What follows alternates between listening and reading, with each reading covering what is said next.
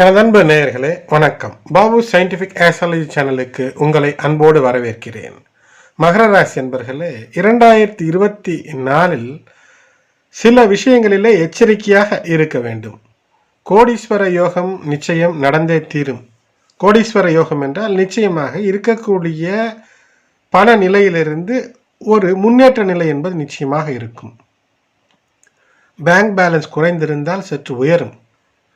வாழ்க்கையிலே இதுவரை நீங்கள் சந்தித்து வந்திருந்த பிரச்சனைகளிலிருந்து இப்போது பணத்தை பெறுவதற்கான வழிகளை காட்டித்தரக்கூடிய அமைப்பில் சனி பகவான், இயற்கையாகவே காலபுருஷ தத்துவத்திலும் கூட 11ஆம் இடத்திற்கு அதிபதி சனி பகவான், அவர் உங்களுக்கு 2ஆம் இடத்து அதிபதியாக இருந்து இயற்கையில் லாபத்தை தரக்கூடிய சனி பகவான் இப்போது பணப்பையை நிறைக்கக்கூடிய, பேங்க் பேலன்ஸை உயர்த்தக்கூடிய, வீட்டிலே தங்க ஆபரணங்கள் எல்லாம் அடகு போயிருக்கிறது என்று அது எப்படி மீட்போம் என்று இருந்தவர்களுக்கு ஏதேனும் ஒரு குன்றின் மணி அளவாவது தங்கத்தை வாங்கக்கூடிய ஒரு நிலையை ஏற்படுத்திவிடும்.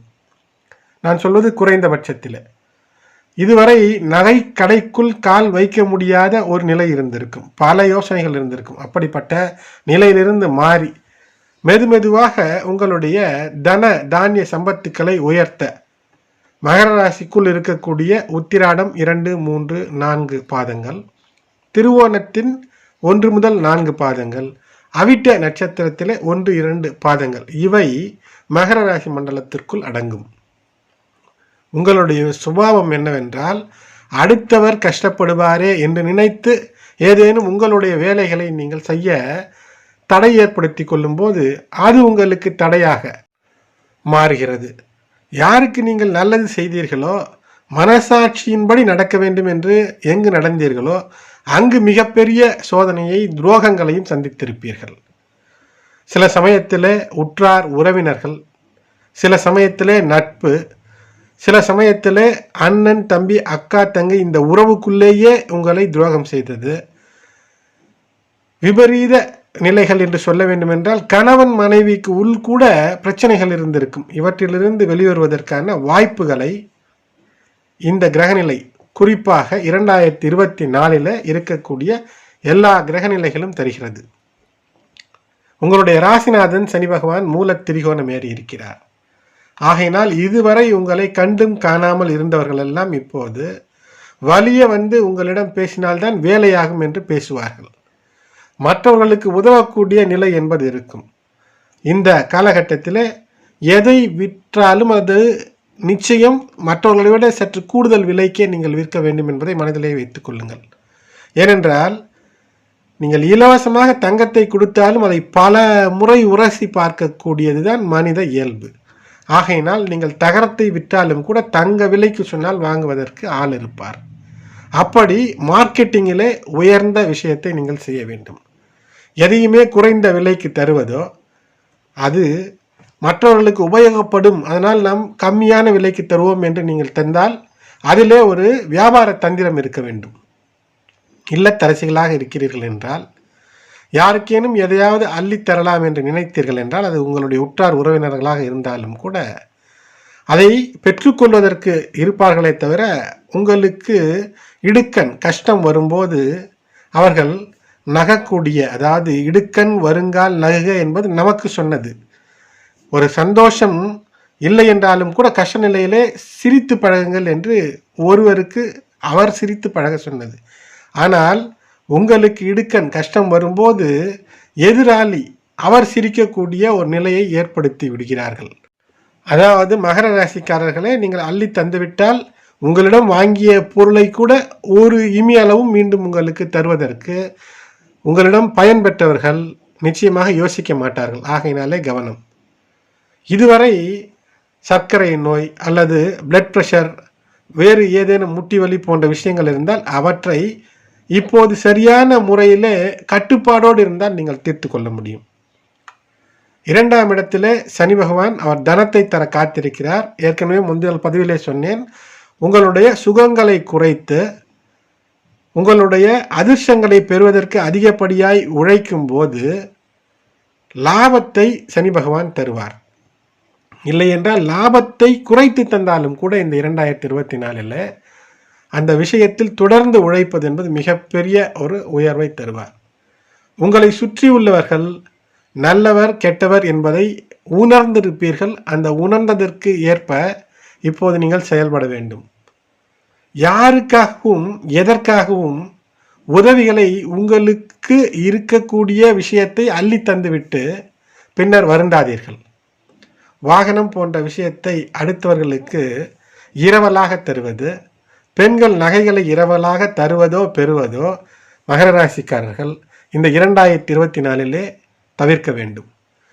ஏதேனும் வழக்குகள் இருக்கிறது என்றால் உங்களுடைய போக்கில் வழக்கு நடக்க வேண்டுமே தவிர வழக்கினுடைய போக்கிலோ வழக்கறிஞர் போக்கிலோ நீங்கள் சென்றால் அது உங்களுக்கு சிக்கலை தரும்.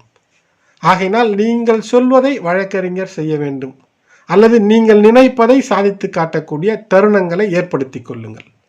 சனி பகவானுடைய பார்வை 4ஆம் வீட்டை பார்த்து கொண்டே இருக்கிறது. ஆகையினால அலைச்சல் கூடுதலாக இருக்கும். அலைச்சல் இருக்கிறதே என்று மன வருத்தப்பட்டு அந்த வேலையை விடும்போது வரக்கூடிய பிற்காலத்திலே வரக்கூடிய அந்த அதிர்ஷ்ட தனலாபம் தடைபடக்கூடிய அமைப்பு. உங்களுக்கு அவ்வப்போது நட்புகள் மூலமாக உறவினர்கள் மூலமாக ஏதேனும் ஒரு டிமாண்ட் உங்களிடம் ஏதேனும் எதிர்பார்த்து கொண்டிருக்கக்கூடிய அமைப்பு என்பது இருக்கும். ஆகையினால் அவற்றை உங்களால் முடியவில்லை என்றால் நேரடியாகவே முடியவில்லை என்று இனிய வார்த்தைகளால் சொல்லி தவிர்த்து விடுங்கள். ஆடம்பரமாக பேசி உங்களிடம் இருப்பது போன்ற பிம்பத்தை எங்கு கட்டமைக்க வேண்டுமோ அங்குத்தான் கட்டமைக்க வேண்டுமே தவிர உங்களிடம் ஏதோ விரும்புகிறார்கள், எது இருக்கிறது என்று சொல்கிறீர்களோ அதை கேட்பார்கள். ஆகையினால் யாரிடம் எதை சொன்னால் கேட்பார்கள் கேட்க மாட்டார்கள் என்பதை உணர்ந்து பேச பழகுங்கள்.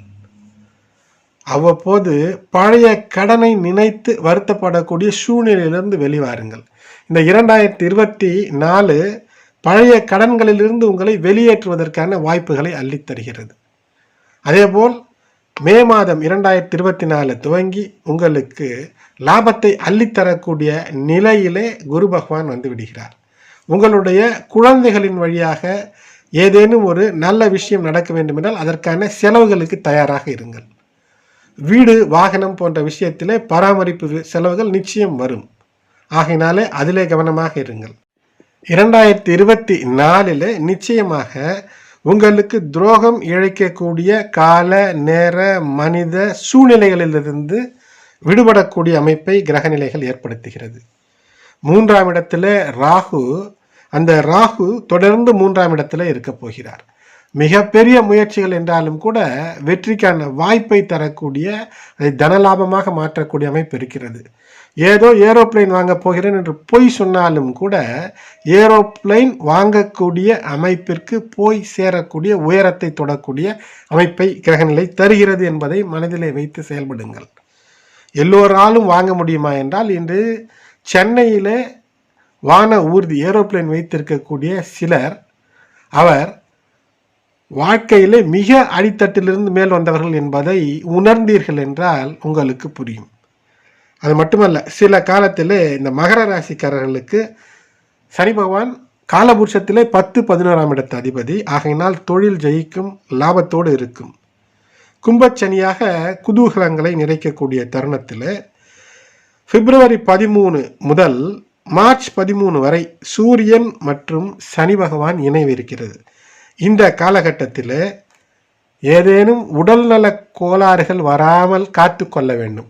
ஏதேனும் உடல்நல கோளாறுகள் என்றால் எச்சரிக்கையோடு இருந்து, அதனால்தான் எச்சரிக்கையாக இருக்க வேண்டும் என்று பதிவை தந்திருக்கின்றேன். அந்த உடல் நலம் உங்களுடைய கோடீஸ்வர யோகத்தின் குறுக்கே வந்து விழும். தன லாபத்தை தடுக்கக்கூடிய அமைப்பு ஏற்படுத்திவிடும். ஆகையினாலே உடல் நலத்தின் மீது அக்கறை. வாயை கட்டினால் உடல் நலத்தை உடலை கட்ட முடியும், உடலை நன்றாக கட்டியமைக்க முடியும். உடல்தான் உயிர் தங்கக்கூடிய இன்ஃப்ராஸ்ட்ரக்சர். ஆகையினாலே அந்த கட்டுமானத்தை தகர்க்காமல் இருப்பதற்கு அல்லது சீர்குலைக்காமல் இருப்பதற்கு நல்ல ஒரு ஒழுக்கத்தோடு இருப்பது சிறப்பை ஏற்படுத்தும்.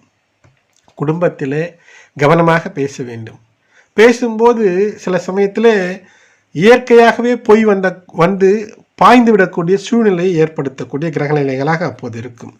ஆகையினால் அது சிலரை சுடக்கூடியதாக, சிலருடைய மனதை காயப்படுத்தக்கூடியதாக அமையும். அப்படி என்றால் வீட்டிற்குள்ளே என்றால் உடனடியாக மன்னிப்பு கேட்டு அல்லது அதை சமாளித்துக் கொள்வதும், வெளியே என்றால் அந்த சூழ்நிலையிலிருந்து உடனடியாக வெளிவருவதும் சிறப்பு.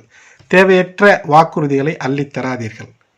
அது மட்டுமல்ல, பிப்ரவரி 5, 2024 உங்களுக்கு உங்களுடைய ராசியிலே, மகர ராசியிலே செவ்வாய் உச்சம் பெறப் போகிறார். உச்சம் பெறக்கூடிய செவ்வாய் என்ன செய்வார்? அவர் உச்சபட்ச ஒரு ஊக்கம் தருவார். ஒரு வேலையை ஓடியாடி செய்வதற்கான ஆற்றலை தருவார். இந்த நேரத்தில் அந்த ஆற்றலை பயன்படுத்த வேண்டுமே தவிர செவ்வாயினுடைய அந்த உக்ர கோபங்களை எங்கேனும் காட்டினால் சிக்கல் வரக்கூடியதாக இருக்கும். ராகுவோடு செவ்வாய் சேரக்கூடியது காலகட்டம் என்றால் ஏப்ரல் மாதம் 23 துவங்கி கிட்டத்தட்ட ஜூன் துவங்கும் வரை, அந்த மே மாதம் முழுக்க என்று வைத்துக் கொள்ளுங்கள். மே 2024 அதிகபட்சமாக வேலை செய்யக்கூடிய, உங்களிடம் வேலையை வாங்கக்கூடிய கிரகநிலைகள். ஆகையினாலே சோர்ந்து விடாதீர்கள். ஆனால் கோபத்தை காட்டாதீர்கள். யார் உங்களை தூண்டிவிட்டாலும், ட்ரிகர் செய்தாலும் அந்த தூண்டுதலுக்கு ஆட்பட்டு வேலையை செய்யாதீர்கள். உங்களால் முடிந்தவரை முயற்சியின் மூலமாக மிகப்பெரிய வெற்றிக்கான வழிகளை திறந்து வைத்திருக்கக்கூடிய கிரகநிலைகளில் தனத்தை தேட வேண்டுமே தவிர வீண் சுகத்தை தேடினால் இந்த காலகட்டத்தில் மே மாதத்தில் சிக்கல் வரக்கூடிய அமைப்பு இருக்கும். யாரிடமும் எளிதிலே சண்டைக்கு போகக்கூடிய, அதாவது வாய் சண்டை, பேச்சு அல்லது வழக்கு என்று தொடுக்கக்கூடிய அமைப்பை இது தருகிறது. ஆகையினால் எது தேவை, எது தேவையில்லை, உக்கிரம் எங்கு வேண்டும் என்று பார்த்து செயல்படுங்கள். ஆனால் உங்களுடைய உக்கிரத்தினால் மற்றவர்கள் மிரண்டே போகக்கூடிய அமைப்பு ஏற்படும். சூரியன் செவ்வாய், சூரியன் ராகு இவையெல்லாம் இணைந்தே இருக்கக்கூடிய காலகட்டங்களில் மிக கவனமாக இருக்க வேண்டும். குறிப்பாக ராகு சூரியன் சேரக்கூடிய அமைப்பு என்பது ஒரு கிரகண தோஷ அமைப்பு என்று சொல்வார்கள்.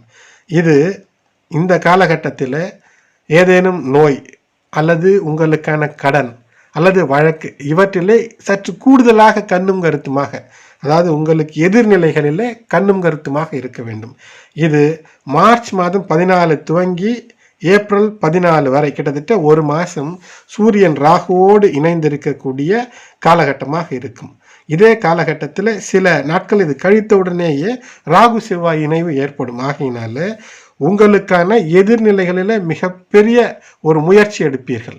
அந்த முயற்சி நிச்சயம் வெற்றி பெற வேண்டும் என்ற திசையிலே செயல்படும் போது வெற்றி நிச்சயம். அதேபோல் புதன் நீச்சம் பெறக்கூடிய காலகட்டங்களில் சற்று கவனமாக இருப்பது. ஏனென்றால் 6ஆம் இடத்திற்கும் 9ஆம் இடத்திற்கும் அவர்தான் அதிபதி. உங்களுடைய கடனோ அல்லது உங்களுக்கு வரவேண்டிய பணமோ அந்த காலகட்டங்களிலே பாதிக்கப்படலாம். தொடர்ந்து இணைந்திருக்கும் போது அந்த தேதிகளிலே உங்களுக்கு நான் தனிப்பதிவை தந்து கொண்டு தான் இருக்கின்றேன். சுக்கிரன் நீச்சம் பெறுவாரா? ஆம், நீச்சம் பெறக்கூடிய காலமும் 2024 இருக்கிறது. ஆகஸ்ட் மாத முடிவு முதல் செப்டம்பர் மாத இறுதி வரை எந்த விஷயத்திலும் தேவையற்று சென்று மாட்டிக்கொள்ளக்கூடாது. உணவு, உறக்கம், உல்லாசம் போன்ற விஷயத்தில் சற்று கவனமாக இருக்க வேண்டும். கன்னி ராசியிலே சுக்கிரன் இருக்கும்போது உடல் நலத்தின் மீதும் சற்று கவனம் வேண்டும்.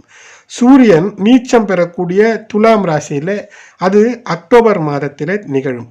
அக்டோபர், நவம்பர் இது அஷ்டமாதிபதி நீச்சம் பெறும்போது உடல் நலத்திலே சில சமயத்திலே உற்சாகம் குறைந்திருக்கக்கூடிய அமைப்பு இருக்கலாம். ஆகையினால் அதிலே சற்று கவனத்தோடு இருப்பது சிறப்பு. அது மட்டுமல்ல, வருட கடைசியிலே உடல் நலம், தாம்பத்தியம், அரசு சார்ந்த விஷயங்கள் அல்லது சந்தோஷத்தை நாடி சில சிக்கலிலே மாட்டிக்கொள்வது, இவற்றிலெல்லாம் இருந்து விடுபட்டு மிக எச்சரிக்கையோடு இருக்க வேண்டும். குழந்தைகளின் மூலமாக மகிழ்ச்சி இருக்கிறது. குழந்தைகளை நல்ல முறையிலே வழிநடத்தினால் மட்டுமே வெற்றிக்கான வழி என்பது இருக்கிறது. பணத்தட்டுப்பாடு வருவதற்கு வாய்ப்பில்லை. வீடு, வாகனங்கள் இவற்றிலெல்லாம் வசதிகள் கூடும். ஆனால் வரவு கூடும்போது செலவு கூடும். எது சரியான செலவு செய்யக்கூடாது என்பதை பார்த்து செய்து சேமிப்பை உயர்த்துவது.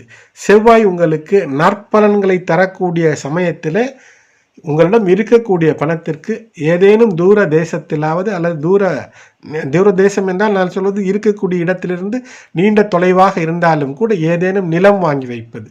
1 சென்ட் நிலம் வாங்கி வைத்தாலும் கூட அது பிற்காலத்திலே உங்களுக்கு உதவக்கூடியதாக நிச்சயம் அமையும். எனது அன்பு நேயர்களே, தொடர்ந்து இணைந்திருங்கள். 2024 உடல் நலத்தின் மீது அக்கறை, கோபம் கொள்ளாமல் இருப்பது, குழந்தைகளின் மீது அக்கறை, தேவையற்ற காதல், தேவையற்ற விவாதங்களை தவிர்ப்பது என்று தவிர்க்க வேண்டிய விஷயங்களில் சிலவற்றை சொல்லியிருக்கின்றேன். தொடர்ந்து இணைந்திருங்கள். மகர ராசி அன்பர்களே, இதுவரை சப்ஸ்கிரைப் செய்யாத அன்பர்கள் சப்ஸ்கிரைப் செய்து பெல் பட்டன் அழுத்தி தொடர்ந்து இணைந்து ஆதரவு தர அன்போடு வேண்டுகிறேன்.